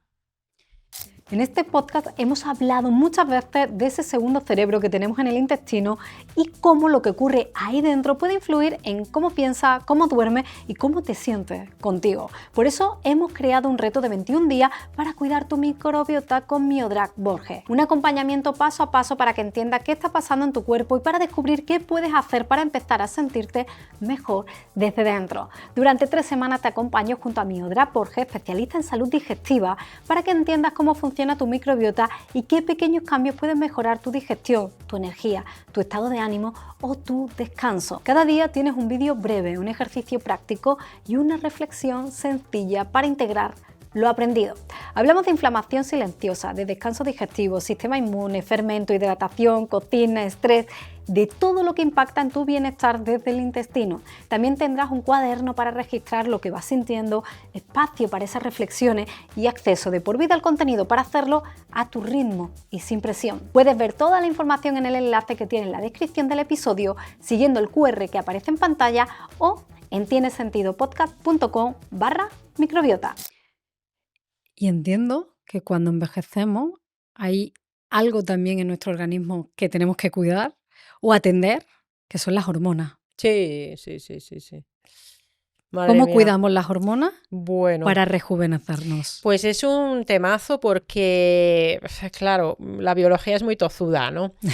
Y lo cierto es que se produce un declive en muchas hormonas y otras, en cambio, van a estar en exceso con facilidad. Entonces, las hormonas sexuales, en concreto, estrógenos, progesterona, testosterona, empiezan a decaer relativamente pronto, ¿no? Ya a los 30 y tantos, 40, es que ya hay una disminución de su producción. Ojo con la testosterona en las mujeres, que de esto se habla poco. Tuvimos al doctor Hernández, Antonio Hernández, y justo incidió mucho también en la parte de las mujeres porque no pensamos en la testosterona. Es que muchas veces ni se mide y tener un déficit de testosterona en la mujer genera muchos problemas también, dificultades para controlar el exceso de grasa en el cuerpo, dificultades para generar masa muscular, problemas quizás de estado de ánimo, de libido, ¿no? Y entonces hay que medir también la testosterona. Entonces no son solo estrógenos y progesterona. Tanto es así que se ha propuesto incluso que las terapias con hormonas bioidénticas o con terapias hormonales más de tipo farmacológico pudieran ser como una especie de fuente de la eterna juventud. Bien, no tenemos ensayos clínicos que lo puedan llegar a demostrar y sería muy difícil diseñarlo porque imagínate, tendrías que coger, vamos a decir, a 10.000 personas o 1.000 personas a las que le haces suplementación con hormonas y otras personas a las que no se lo haces y que todo lo demás factores sean los mismos y además hacerlo, pues no sé, empezar con 35, 40 años, 45 y hacerlo hasta que ver quiénes llegan hasta los 100 y en qué estado llegan. ¿Cómo haces ese estudio? Entonces, es muy difícil decir, todo el mundo necesita las hormonas en sustitución de las que van perdiendo. Bueno, hay muchas cosas que podemos hacer desde el cuidado del estilo de vida, pero al final esa producción hormonal va a recaer sí o sí. Luego está también la melatonina, que en Granada tiene el Instituto de Estudios de la Melatonina, ¿verdad? Y en medicina antienvejecimiento se propugna el uso de dosis muy altas de melatonina, por ejemplo, porque tiene efectos también antioxidantes, antiinflamatorios. Lo que pasa es que, claro, yo no digo de no suplementarlo, pero estamos otra vez en lo mismo. ¿Hasta qué punto eso es necesario o útil si luego no haces todo el resto de las cosas, ¿no? Entonces, las hormonas sin duda hay que cuidarlas, desde el estilo de vida las podemos cuidar mucho. Lo que pasa es que hay un factor que es el de los disruptores endocrinos, que hace que estemos expuestos sobre todo a esos estrógenos extraños que no son normales, que también nos dañan bastante, ¿no? Con lo cual el factor hormonal es fundamental y ojalá que bueno, que pronto se tenga en cuenta, sobre todo también en las mujeres, estas cuestiones. Pero bueno, decir que todo el mundo las necesita, por ejemplo, las hormonas, pues aquí lo podríamos debatir. El doctor Durante o el doctor Hernández te dirán que sí, habrá otros que te digan que no, habrá quien diga, pues yo hormonas no quiero, pues habría que individualizarlo, ¿no? ¿Y el descanso cuánto de importante es para sentirnos más jóvenes? Bueno, es tanto que Brian Johnson, este multimillonario, ¿verdad?, que quiere no morir, dice que para él, que hay que ser el campeón olímpico del descanso y del sueño, ¿no? Él está muy obsesionado con esto. Además, duerme solo. Sí, duerme solo, se pone todas sus cosas, su parafernalia para asegurar el descanso, es súper estricto en sus horas de acostarse. A ver, el descanso es súper importante.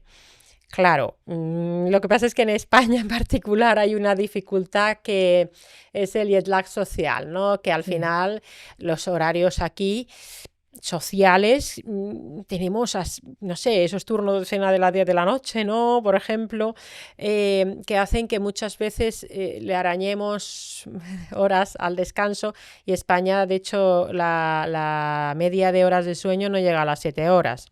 Y ojo, ¿sabes que las mujeres necesitamos dormir más que los hombres? Pues hay estudios científicos que dicen que las mujeres necesitaríamos dormir más hasta, si un hombre a lo mejor con 7-8 horas de media, ¿vale?, le llega, a lo mejor nosotras necesitamos 8-9 y habrá mujeres que a lo mejor necesiten 10 horas. ¿Y quién llega a eso?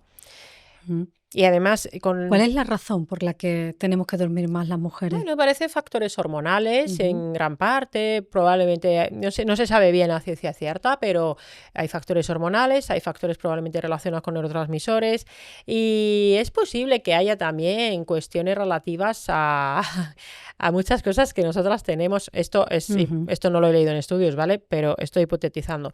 Realmente la carga mental también pueda influir, ¿no? Entonces, pero bueno, desde el punto de vista biológico, los factores hormonales aquí obviamente pues lo explican en gran parte, ¿no? Que influyen en el cerebro, ¿no?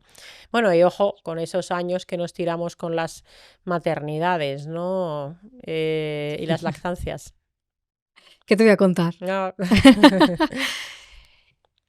¿Cómo, sin llegar a los extremos de Brian Johnson, cómo sería una rutina del sueño que nos haga vivir más años? Bueno, lo primero sería, para dormir hay que proponerse dormir y hay que acostarse. Y es verdad que una de las cosas más dañinas es el tema de los dispositivos, ¿no? Entonces muchas veces se dice, no, el móvil no usarlo media hora antes de la cama, media hora es poco. Lo ideal sería que a las 8 o 9 de la noche ya adiós, o incluso antes, incluso cuando se hace de noche fuera, porque hay que hacer ese apagado del cerebro, no solo es por la luz azul, ¿no? Sino si tienes un dispositivo que te abre al mundo, si tú estás abierto al mundo porque estás viendo Instagram, va a ser difícil que tu cerebro se calme y vea que hay que entrar en modo descanso, ¿no? Entonces ese factor es muy importante, al igual que tener una habitación en condiciones, pues una habitación fresquita, incluso fría, mejor que con calefacción, ¿no? Yo mi dormitorio en invierno se llega a quedar en 11 grados y yo no pongo la calefacción. Los que nos ven estarán pensando, es que es nórdica. Bueno, soy nórdica y cuando yo nací en un mes de febrero y me sacaban afuera a dormir la siesta en Finlandia, ¿no? Que eso se hace con los bebés. Entonces, esto es porque el eje tiroideo realmente tiene su razón de ser por la noche para que nosotros podamos tolerar también el fresquito de la noche. Entonces, en una habitación fresquita, oscura, tranquila, a poder ser sin dispositivos que tengan lucecitas, que tengan zumbidos, que tengan radiaciones electromagnéticas. O sea, ¿te puedo mostrar un estudio que demuestre que si quita los dispositivos con radiaciones vas a dormir mejor? Pues no conozco un estudio que lo muestre, pero tampoco te cuesta nada dejar la habitación limpia de esto, ¿no?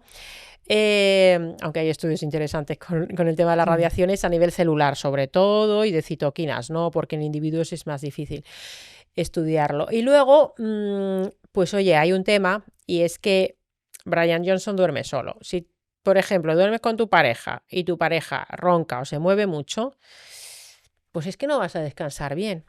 Y llega un momento en el que si tienes, por ejemplo, un despertar y luego te cuesta conciliar, pues puede llegar a ser un problema, ¿no? Entonces, no quiere decir que quieras menos a tu pareja porque cada uno a lo mejor duerma por su cuenta, ¿no? Esto se puede hablar y tal, pero tener una pareja, por ejemplo, que ronca y no descansar por esto, pues aparte de que hay que solucionarle el ronquido a la pareja, pues dormir con alguien puede hacer que tu descanso se vea dañado, ¿no? Entonces yo entiendo a Brian Johnson que duerma solo. Tengo un amigo que el último Ronin, ¿no? Que, bueno, no sé si esto se puede decir, pero hablando cuando tenía al bebé, decía, cuando tengo que viajar, a veces, o sea, echaba mucho menos a su bebé, pero decía, por lo menos esa noche sé que voy a dormir.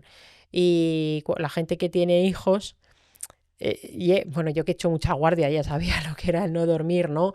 Pero cuando verdaderamente hay una deprivación de sueño, al día siguiente te das cuenta de lo importante que es, ¿no? Entonces, bueno, pues hacer esa rutina de apagado. Ojo, hay otra cosa muy importante, exponerte a la luz del sol por el día. Eso también es muy importante para tener un buen sueño. ¿Y la última comida del día es importante también para el descanso? También. Bueno, esto es tan obvio que me lo he saltado directamente, pero sí. Lo Pero ideal aquí sería cenamos a las 10 de la noche. Claro, lo ideal sería que pasaran 4 horas, desde que terminas de cenar hasta que te acuestas, y mínimo 2, pero lo ideal serían 4. Pero entramos de nuevo en lo mismo. Es que, claro, si cenas a las 10, ¿a qué hora te acuestas luego? Es muy complicado. O sea, la rutina. Fíjate que estando en Colombia, me maravilló porque empiezan a cenar a las 6, 7 de la tarde.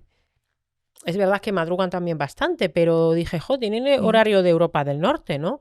A veces me dicen, cuando ven los horarios de Finlandia, por ejemplo, dicen, es que Finlandia sois unos tristes. Bueno, a lo mejor vamos con los ritmos que nos tocan, ¿no? Que España tiene muchísimas cosas fantásticas y es verdad que España es un país muy longevo. Es que somos longevos. Y ahí está el factor social, el factor familiar, y ese factor social luego contrarresta muchas cosas, quizás de la parte negativa. Bueno, se podría intentar encontrar un equilibrio, ¿no? Encontrar un equilibrio, pero es verdad que también digo una cosa, todo no se puede hacer perfecto. Y si te obsesionas en hacerlo todo perfecto, entonces estarás estresado y también envejecerás peor, ¿no? Entonces cada uno, y aquí está la individualización, cada uno que se haga un diagnóstico de situación de decir, a ver, yo cómo hago mi vida y cómo me la organizo para hacer lo que a mí me funciona, que a lo mejor no es lo mismo que al otro, es como lo de cronotipo. Hay gente que le viene fatal levantarse a las 5 de la mañana y a otras personas le viene muy bien. Entonces, que cada uno se intente buscar su ritmo dentro de sus posibilidades, porque luego pues la vida es la vida, ¿no? En la entrevista a Asun le pregunté cuántas veces comía ella al día y te lo voy a preguntar también, Sari, Sí. ¿cuántas veces comes al día? Pues normalmente 2. Desde hace muchos años suelo comer 2 veces al día. Muy de vez en cuando puede llegar a ser 1. No me agrada mucho, es un poco excesivo para mí el hacer solo 1, pero lo puedo hacer. Y otras veces pueden llegar a ser 3, pero me agrada incluso menos. Sí. En esta mesa también ha salido el tema de que las mujeres necesitamos comer más veces al día que los hombres. Bueno, en las mujeres hay mucha individualidad y depende también del momento del ciclo menstrual. cuando todavía estás en la edad fértil. Entonces, esto lo cuenta Mindy Pelz en un libro que se llama Fast Like a Girl, Ayuna para sanar, donde nos explica cómo en ciertas fases del ciclo, al principio del ciclo, puedes hacer ayunos largos, que si quieres meter uno de 24 horas o incluso de 36, 72 horas de manera puntual, mejor hacerlo en esos momentos o justo antes de la ovulación. Y luego en la segunda fase del ciclo, donde necesitamos esa progesterona, mejor no meter más de esas 12-13 horas de ayuno nocturno fisiológico. Y ahí además mejor no hacer la dieta demasiado baja en hidratos, porque para la progesterona necesitamos hidratos. ¿Qué pasa? Que yo veo el esquema y entiendo la fisiología, pero digo, mira, yo no puedo cambiar tanto mis ingestas porque es demasiado complicado. Entonces, muchas veces hay un ritmo básico que para una mujer pueden ser 2 o 3 comidas al día con unos horarios, los suyos, y bueno, a mí me vienen bien 2, a otras mujeres vienen mejor 3. Piensa, por ejemplo, en la típica mujer muy delgada, que le cuesta mucho, por ejemplo, coger peso, que siempre de esa mujer que le dicen, es que estás muy delgada, parece que estás enferma, comentando el cuerpo de otras personas que no se debería. Entonces, probablemente esa mujer comer 2 veces no le vaya muy bien, porque además le va a costar comer las cantidades, probablemente le vayan mejor 3. Y habrá otras, a mí me viene mejor 2, es que las 3 ya, es que me sobra una. Entonces es encontrar tu punto. En los hombres, pues la verdad es que les puede venir mejor 1 o 2 ingestas, o 3, pero más de 3 en adultos es excesivo, como norma. Normalmente deseamos que alguien nos diga, no, come 3 veces, come 2 y que nos haga el plan de vida, ¿no? ¿De qué forma podemos entender para nosotras, sin tener que delegarlo a un profesional, que si es el caso y hay alguna patología, por supuesto, pero de una forma donde tú te sientes sana, que dices, ¿cómo testo si para mí 2 ingestas o 3 estarían bien? Bueno, ahí hay que conócete a ti mismo, decía el oráculo de Delfos, ¿no? Y decía, tienes que conocerte y conocer tu cuerpo, y muchas veces tenemos mucha desconexión, sobre todo con las señales del hambre, de la saciedad. Entonces, al final es ir probando. Si se está comiendo 5 veces al día, ya es un buen objetivo decir, mira, voy a bajar a 3. ¿Cómo bajas a 3? Pues comiendo alimentos que tengan suficiente proteína y grasa, porque si no vas a pasar hambre. Y cuando ya tengas las 3... puedes probar de vez en cuando quitar una de esas ingestas, y eso puede ser desayunar más tarde, porque siempre desayunamos, o a lo mejor no cenar y ver un poco. Pero claro, yo aquí, por ejemplo, si paso consulta, pues pregunto, ¿cuáles son tus horarios de trabajo? ¿Cuáles son tus horarios actuales? ¿Cómo te sienta el desayuno? Ay, pues es que yo si no desayuno estoy fatal. O es que si yo no ceno, me encuentro mal. Y luego teniendo en cuenta que si hay familia, a lo mejor la cena es la única comida que se hace en familia, ¿no? Entonces hay tantos factores ahí que hay que conocerse, tus esquemas, tus horarios, tus preferencias personales y cómo te sienta lo que haces. A mí, por ejemplo, desayunar por la mañana a primera hora, es que o sea, me sigue pasando y todavía, y mira que yo me cuido y me hago muchas cosas, es que me genera neuroinflamación. Me da un sueño terrible, aunque tome huevos, aunque tome proteína, grasa. A partir de las 10 ya puedo empezar a desayunar, pero antes de eso, digo, es que no. Incluso aunque sepa que a lo mejor ese día voy a tardar en comer. Entonces hay que conocerse. ¿Qué pasa? Que conocerse el cuerpo es un proceso largo. O sea, si vienes de tener patologías, sobre todo, yo no digo que sea fácil. Entonces yo no puedo dar... Yo sé que están de moda las respuestas fáciles y sencillas y lo que tiene que hacer todo el mundo, pero es tanta la diferencia individual que me cuesta un montón. Yo, mi amiga Spicy Carmen, que ahora ha sacado con Asun el libro de qué como consigo, a ella le va genial entrenar por la mañana temprano, desayunar temprano, luego hacer otra comida y a lo mejor no cenar. Yo soy al revés, a mí me va bien pues hacer una comida al mediodía, que puede ser a las 12 a la 1, a veces es más tarde, y luego hacer una cena. Y si me obligaras a hacer lo contrario, al final a lo mejor me acostumbraría, pero no me gusta. Es que a mí me gusta acabar el día con cena, ya se acaba el día, ya he cazado, he trabajado, que es mi caza, ¿no? O mi pesca, o mi recolección, ¿no? Entonces yo sé que estos dependes a la gente no le gustan, no puedes hacer un reel viral de esto, pero mira, es lo que hay. Y cuando hay lo que hay lo que hay, ¿no? Como dice More. Hemos hablado, bueno, hemos traído el tema del frío, ese frío finlandés. Tenemos también la sauna finlandesa. Sí. Andar descalzo, es decir, la naturaleza también juega un papel, no sé si decirlo, vital para el rejuvenecimiento. Pues con el movimiento es el más vital. De hecho, si te mueves en la naturaleza ya lo tienes. Fíjate que hubiésemos puesto en la lista lo que siempre pensamos, ¿qué como? Y hoy hemos empezado por el movimiento y ahora hablamos de la naturaleza. O sea, vamos dejando la alimentación atrás. Es que la alimentación es importante, pero si haces bien, por ejemplo, lo del ejercicio, vas a tener más flexibilidad con la alimentación. Y la naturaleza nos da tantos beneficios y sus elementos, el frío, el calor, el verde,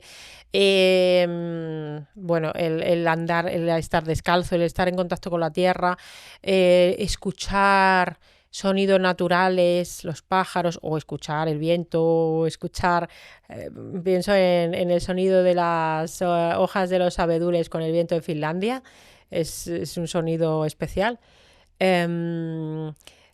Pues eso nos lleva a casa, como decía Antonio, ¿no? Valenzuela. Y ahí estamos en casa realmente, ¿no? Y estamos como cada vez más separados de la naturaleza cuando podríamos formar parte de ella, ¿no? Entonces, yo he tenido pacientes que es muy bonito porque, pues esto que es tan fatal, pues que si SIBO, estrés, dolores, enfermedades autoinmunes, y las personas que más mejoran no son los que se gastan muchísimo dinero en suplementos y que empiezan a comprarse un montón de cosas de biohacking, sino son los que pueden permitirse el mudarse a vivir un sitio en la naturaleza y vivir con los ritmos de la naturaleza. A ver, ¿quién puede hacer eso? Pues es complicado, pero verdaderamente eso es lo verdaderamente sanador. Es que estoy recordando ahora a un paciente que estaba fatal y entonces le dije, bueno, pues podemos hacer todo esto y le puse toda una serie de cosas, pautas terapéuticas. Digo, pero bueno, lo que mejor te vendría, o sea, tenía un grave desequilibrio de sus ritmos circadianos, estaba muy metido en la ciudad, trabajaba demasiado. El caso es que se fue a vivir a un sitio con más naturaleza y no necesitó mucho más, ya hacía ejercicio y ya comía muy bien, pero hacía ejercicio y comía bien y estaba fatal. Entonces, esta parte yo la noto mucho. Yo creo que la gente lo nota cuando va de vacaciones y está en un entorno natural, ¿no? Sobre todo si deja de lado los dispositivos en Antifrágil, por ejemplo, en esta experiencia de desarrollo personal de Víctor Tellez, ¿no? Que se le quita, bueno, que estás 4 días sin móvil. Luego cuando se le devuelve la gente, pues la gente no lo quiere, ¿no? De vuelta. Entonces la naturaleza es fundamental. Y va mucho más allá de la hormesis, porque bueno, una ducha fría te puedes dar en tu casa, pero no es lo mismo, ¿no? Hemos hablado en esta mesa con otros profesionales de rejuvenecimiento, de alimentación, de suplementación, de estresores, pero no ha salido un tema que tienes en el libro que son los sentidos. ¿Por qué tenemos que cuidar los sentidos cuando hablamos de rejuvenecimiento? Parece obvio, Sí. pero no lo hemos hablado con detenimiento. Pues al final nosotros, dice Anil Seth, el neurocientífico, que nuestro cerebro alucina nuestra realidad consciente, ¿no? Y para alucinar esa realidad necesitamos recibir primero señales del exterior, procesar esas señales y hacernos nuestra composición del mundo, ¿no? Y recibimos señales visuales, recibimos señales auditivas. Es verdad, bueno, también el tacto es importante y por supuesto el gusto y el olfato. Y si hay gente que a veces pierde el olfato por lo que sea, yo cuando lo perdí durante varias semanas con el COVID lo pasé fatal, ¿no? Entonces recibimos esas señales y lo cierto es que con la edad nuestros órganos de los sentidos sufren. La presbicia es universal y para el libro estuve buscando si los cazadores recolectores sufren de presbicia y sí. Lo que pasa es que, claro, ellos a lo mejor, bueno, sí hacen algunas tareas de vista de cerca, pero bueno, no son tan fundamentales para ellos. La presbiacusia, que es también tener, bueno, presbicia vista cansada, que la gente que empieza a hacer esto, ¿no? Si ahí ya es cuando ves la edad de la persona. Sí, Te sí. sirve para saber si necesita... Sí, bueno, realmente esto se podría, con métodos de visión natural, se podría contrarrestar, que poco se habla de eso. Aldous Huxley ya lo decía, ¿no? Eso tenemos pendiente, una entrevista con Ainhoa de Federico. Con Ainhoa Federico, su método de volver a ver claro, ¿no? Sí. La presbiacusia, que es la pérdida de capacidad auditiva. El tacto parece que el tacto no se pierde, incluso se acentúa con la edad, ¿no? Y bueno, tiene sentido a lo mejor que también queramos abrazarnos más, que nos toquen, ¿verdad? Y luego es verdad que el olfato también se va perdiendo y el sentido del gusto. Y estos también son importantes porque nos pueden dar señales de alarma, de peligros que hay en el ambiente. Entonces, claro, tanto la pérdida de la capacidad visual como la pérdida de la capacidad auditiva se asocian, por ejemplo, a un mayor riesgo de deterioro cognitivo, de demencia. Y la gente no es que ande preocupándose por sus oídos. Cuando ves pues el tema de los auriculares o en general el ruido que hay en muchos sitios en las ciudades, ¿no? La contaminación acústica genera enfermedades, genera trastornos mentales, genera alteraciones del sistema inmunitario. Y no, España además, lo siento, pero es un país muy ruidoso. O sea, es que es como... Finlandia es que es un país muy silencioso, o sea, y hay como mucho menos ruido. Que no digo que Finlandia sea el mejor país del mundo, Finlandia tiene cosas buenas, España tiene cosas buenas, pero lo de ruido aquí es tremendo, ¿no? Entonces, habría que cuidar mucho la salud auditiva. ¿Sabes cuando hay personas que con una cierta edad no oyen bien? Y entonces la familia dice, bueno, pero nosotros nos entendemos con el abuelo, dicen así, ¿no? Como minimizando eso. Eso es un factor de riesgo para la demencia y estás aislando a esa persona. Es súper importante cuidar la salud auditiva y si hace falta un audífono, pues habrá que poner un audífono. Y la salud visual, claro, no solo está la presbicia, también están las cataratas, ¿verdad? Que también es muy frecuente, la degeneración macular asociada a la edad. Entonces repaso todos los sentidos en el libro porque son cosas que pues no se suelen tener en cuenta, ¿no? Porque lo damos como un proceso natural, como parte natural del propio envejecimiento. Sí. Pensamos que vamos a hacernos mayor, vamos a perder vista y vamos a perder oído. Es como naturalmente ocurrirá. Pues pero puede no ocurrir. Bueno, se puede enlentecer y se pueden hacer cosas, por ejemplo, con los métodos de visión natural, como el de Ainhoa que comentas. Pero claro, no es fácil tampoco. Y las cataratas en particular, pues oye, la realidad también es bastante tozuda, ¿no? Y cuando aparece, bueno, tenemos mecanismos, podemos operar las cataratas, menos mal, ¿no?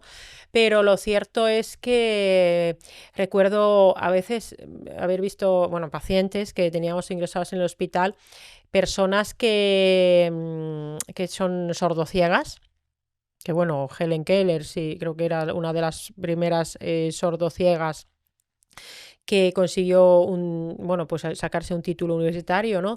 Pues realmente estás aislado, muy aislado del mundo, ¿no? Entonces, menos mal que queda el tacto ahí, pero una persona que ha tenido capacidad visual de siempre y capacidad auditiva y que lo va perdiendo, bueno, el olfato también es importante y también lo hablo porque la pérdida del olfato, de eso ya sí que no se habla prácticamente y hay ciertas formas de hacer una educación olfativa, ¿no? Entonces, por eso quería hablarlo también, ¿no? Porque, oye, por favor, si alguien no oye bien, se tiene que ver por qué le está pasando y desde luego ponerse el audífono. Si toca porque todavía no... Bueno, también, por ejemplo, en personas que tienen problemas de audición, de hipoacusia con según qué cosas, esto después del COVID se ha visto mucho, después de la pandemia. Y los implantes cocleares pueden ser una ayuda en según qué situaciones, pero es una cuestión muy importante. Y lo de ruido, el ruido nos envejece. Es así. Menos mal que aquí volvemos a traer la parte social en este país, porque a nivel de ruido, sí, es molesto hasta para muchos españoles como yo. De todas formas, te diré una cosa, los italianos son más ruidosos todavía. ¿Más? Sí. Bueno, por lo menos los de algunas partes. Y las ciudades también en Italia es como el ruido que hay del tráfico. Sí. O sea, creo que en España en eso todavía es más serena, si se puede decir esa palabra. Sí, bueno, depende mucho del sitio, ¿no? Claro. Y es verdad que, bueno, estaría bien. Yo, por ejemplo, hay una cosa que yo no entiendo de los restaurantes. O sea, bueno, supongo que es una cuestión económica. Cuando vas a un restaurante y tiene una mala acústica, cuando hay cosas que se pueden hacer para que el restaurante no sea ruidoso, ¿no? Es que es una experiencia desagradable, es que ya comes medio a disgusto cuando hay tanto ruido, es que no te No puedes escuchas con hablar. el de frente, ¿no? Entonces, el ruido, es que compré hace un par de años en Finlandia un libro sobre ruido, precisamente, y son artículos científicos recopilados sobre todo lo perjudicial del ruido. Y tanto es así que, que hay científicos que se dedican a estudiar esto, y a intentar luchar contra eso, pero me parece que se habla poco para lo importante que es, ¿no?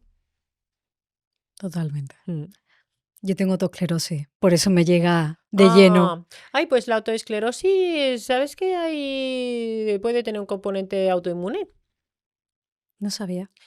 No se sabe bien su origen, bueno, es que como que se quedan Se duros, calcina. sí, se calcifica, bueno, se queda como duro, no se mueven bien los huesecillos, entonces hay cositas que se pueden hacer porque además hay un componente genético también, ¿no?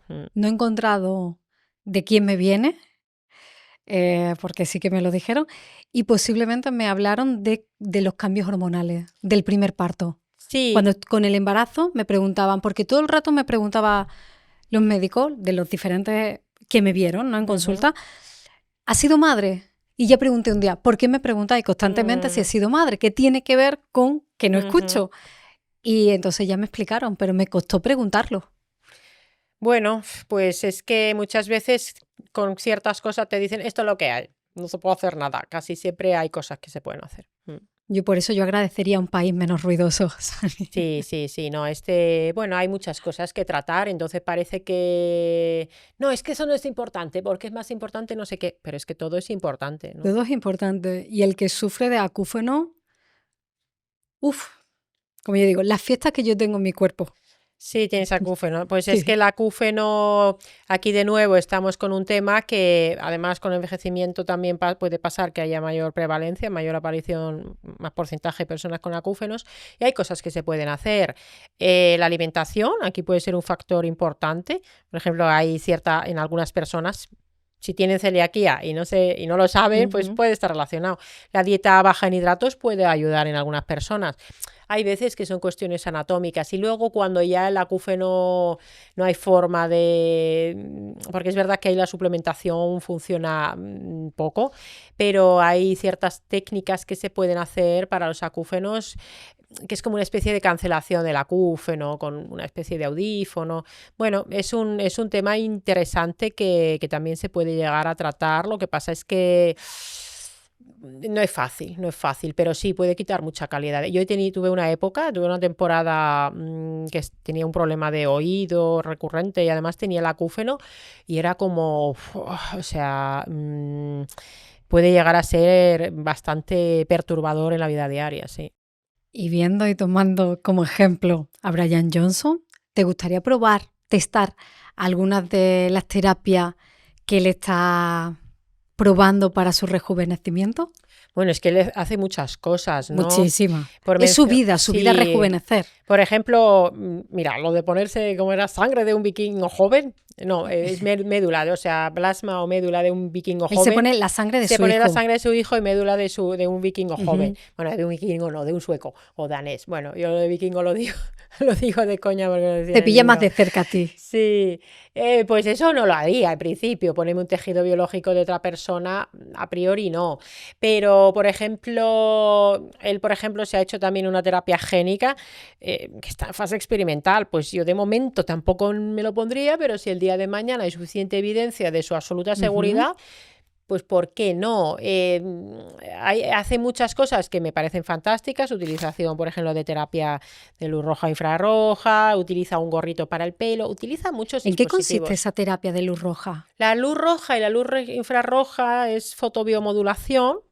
Entonces, por un lado, tenemos sus usos en cosmética, ¿verdad? En dermatología, y hay máscaras que son de luz roja e infrarroja y también puede incorporar luz azul. Y tiene muchos estudios que se comprueba cómo mejora las manchas, cómo mejora la producción de colágeno y de elastina y tiene un efecto comprobado de verdad. Entonces, esa máscara, por ejemplo, perfecto. La fotobiomodulación con lámpara de luz roja o infrarroja muestra que disminuye la inflamación, que mejora la función mitocondrial, puede mejorar el dolor, el estado de ánimo. Hay mucha ciencia que se está haciendo en ese contexto y de hecho yo tengo una lámpara de estas. Los de siempre, si no haces todo lo demás, bueno, realmente la luz roja, infrarroja demuestra resultados positivos, incluso aunque no hagas todo lo demás, por lo menos en marcadores de inflamación, función mitocondrial, etcétera, ¿no? Pero luego, cosas que hace él es que hace tantas cosas. Por ejemplo, yo tomar metformina él tomaba rapamicina, que es un fármaco realmente antineoplásico, anticanceroso o inmunosupresor. Yo no tomaría rapamicina y de hecho él ha dejado de tomarla porque le está alterando su perfil analítico.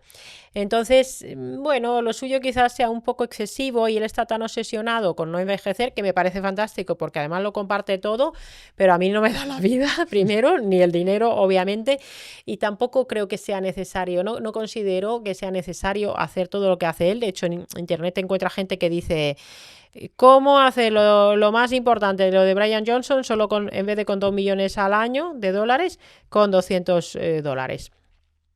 Entonces, si las claves, las bases están bien, tampoco hay que irse a todos los extremos, ¿no?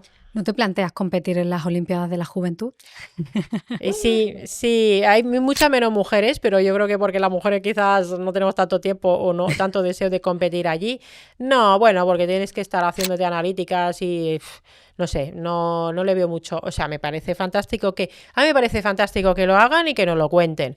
No, yo lo agradezco mucho lo que hace Brian Johnson. Sí, me parece Él fantástico. Tiene el dinero Sí. Y realmente lo está documentando, que creo que después, pues, es interesante tener sus datos y poderlo ver en perspectiva. No todos tenemos 2 millones al año para hacer esas cosas, ni todos los deseamos. Hay cosas naturales que estamos hablando hoy que son interesantes, pero que lo ponga al servicio. Sí. Oye, y lo hace de forma absolutamente transparente, igual que a mí también me gusta contar lo que a mí me funciona. Lo que pasa es que lo mío es como muy básico, ¿no? Pero lo básico sigue siendo lo que a mucha gente le falla y mucha gente busca: el suplemento mágico, el tratamiento mágico, y eso no existe, ¿no? Aunque ya hablamos y salió al principio de la conversación, pero me la había guardado para este momento, Sare.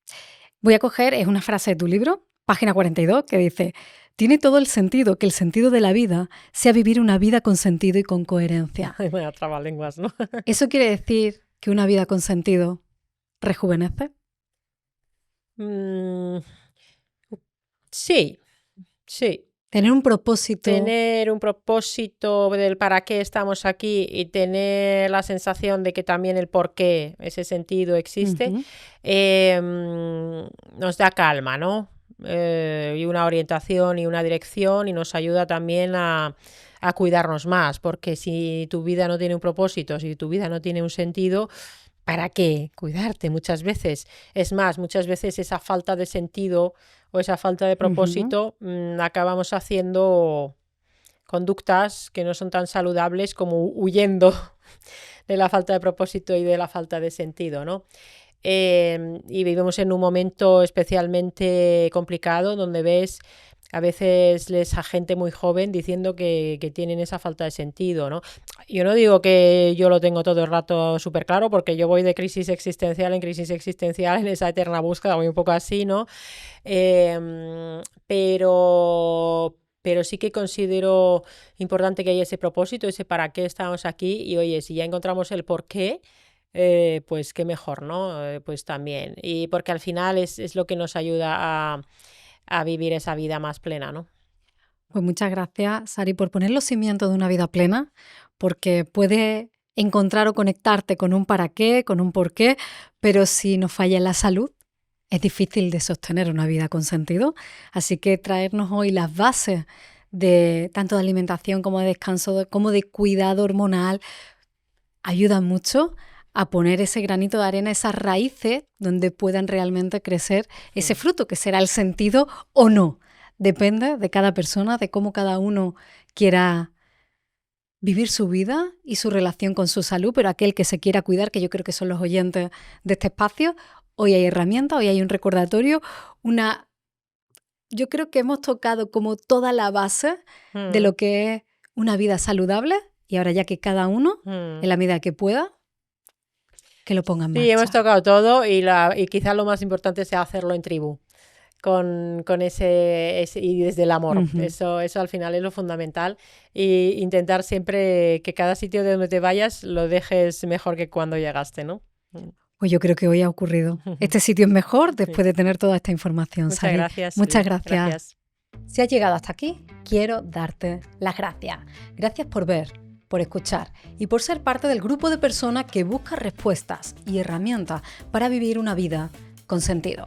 Y si te ha gustado este episodio, quiero invitarte a dar un paso más. Únete a nuestra comunidad privada en WhatsApp. Allí compartimos contenido exclusivo, sorteamos libros de nuestros invitados, puedes proponer preguntas para las entrevistas, sugerir a quién te gustaría que invitáramos al podcast e incluso recibir invitaciones para venir al estudio a asistir a algunas grabaciones. Además, también accedes a promociones especiales y oportunidades que solo compartiremos con las personas que formen parte de esta comunidad. Únete ahora escaneando el QR en pantalla, haciendo clic en el enlace de la descripción.